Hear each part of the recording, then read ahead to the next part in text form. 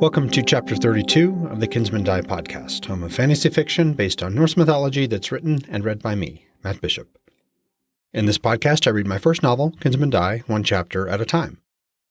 Today, we're back with Vidar, Odin's son. Since it's been a few chapters since we were last with him, let me explain. No, there's too much. Let me sum up. Vidar is the Jarl of a district named Vithi. One of the towns in that district, Halls, had been attacked by the Jotunn and burned to the ground.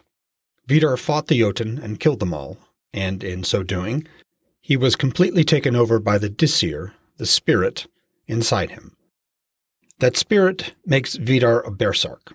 Luckily, his father, Odin, arrived and saved Vidar. Once he recovered, thanks to his half-brother Balder, Vidar convinced his father to let him figure out how the Jotunn had gotten all the way to Halls undetected. And that is where we find Vidar in this chapter. Let's do this. Chapter 32. Vidar. Vidar and his warband rode through the broken, blackened, half-standing gates that had once protected Halls. They had ridden down through the fields and farms, crossed the river, and now clip-clopped their way through the town's scorched foundation stones and bare ribs of frames. The town was built atop a low hill with the ridge behind it. Halls had been home to those who worked in the mines, cut timbers from the forest blanketing the mountains, or ranged far and wide trapping animals for pelts. A few piles of thatch, or worse, still smoldered, despite the fresh snow that had fallen during the night. The air was crisp, and Saul was warm on his back. Were he not leading a warband through a dead town, it would have been a perfect day, aside from the dull, empty thud of hooves and the occasional sharp tang of burned wood. Although the town had burned down, there was no ash anywhere. The Jotunn shamans had used it all to spin those black longships. Halls was laid out in a circle, with 4 main streets and smaller streets running in concentrically smaller rings. He led his column up the main street that ran from the southwest entrance, through the town, and then up the mountain's shoulder to the mine. Something shifted and fell with a clatter in the shell of the building to his left. Hrimfaxi danced sideways and Vidar shot a quick look into the shadows. Nothing there. He frowned at his own jumpiness and snuck a glance sideways at Garlon, whose only reaction had been to drop one hand to his sword's pommel. Vidar clucked his tongue, urging Hrimfaxi forward again, and led his column leftward around the broken, scorched bones of the large council hall at the village center. The remaining beams and columns stood like nithing poles, their scorn and curses focused on him.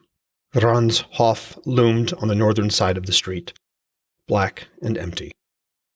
Smears of mud, soot, or blood crisscrossed the temple's stone floor, along with the fallen, scorched rafters and columns.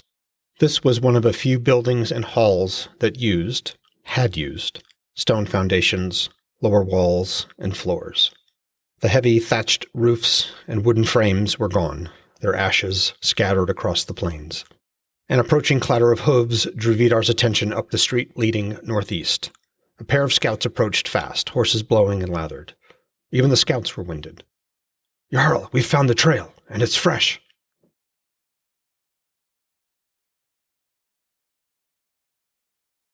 "Do they know we're here, Skeggi?" Vidar asked, settling in beside the scout on his left and Garlon on his right. They were well hidden inside the snow-laden firs a couple spear lengths from the road the miners used, the very one so many had been killed on. Vidar had rushed out of Halls, driving his warband and the 30 Einherjar his father had left him, up the mining road till they reached the mining camp, just as Sol was nearly down below the western mountain's teeth. Mani was on his way up. The damp, sharp air made him think snow would fall during the night. "I doubt it, Jarl," Skeggi said, "but they must know their warband's been destroyed. When we snuck up on them, they were tearing down some of the longhouses to build those barricades. You can see there." A low barricade of rough-hewn stakes blocked the entrance to the mining camp itself. The Jotunn had positioned it between a pair of longhouses. Vidar frowned and squinted, trying to spy any Jotunn warrior squatting behind the first barricade. If there were any, it would take sharper eyes than his to spot them. The chill evening wind blew low swirls of snow across the road. "Attacking now would be foolish," he said, glancing at Garlon. "I agree, Jarl," his Kjolar said in his axle creak of a voice. Vidar gestured toward the forest's verge, which ran a ragged path within a dozen yards of the nearest longhouse. Have you scouted along there? Skeggi nodded. Yes, Jarl. The ground falls off quick the further you go, so much so that we only saw one group of Jotunn watching that whole approach. They have a barricade in place there too, but it's sparsely manned, either because they don't expect an attack, or they don't have the numbers.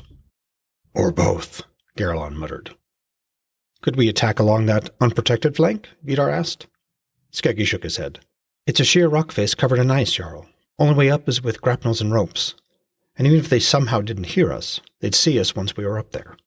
Vidar caught the slight nod from Garlon, which meant, he guessed, he should trust the scout's assessment. All right, Skeggi, thank you. With your permission, Jarl, I'll scout the far side of the camp. Skeggi pointed back down the slope.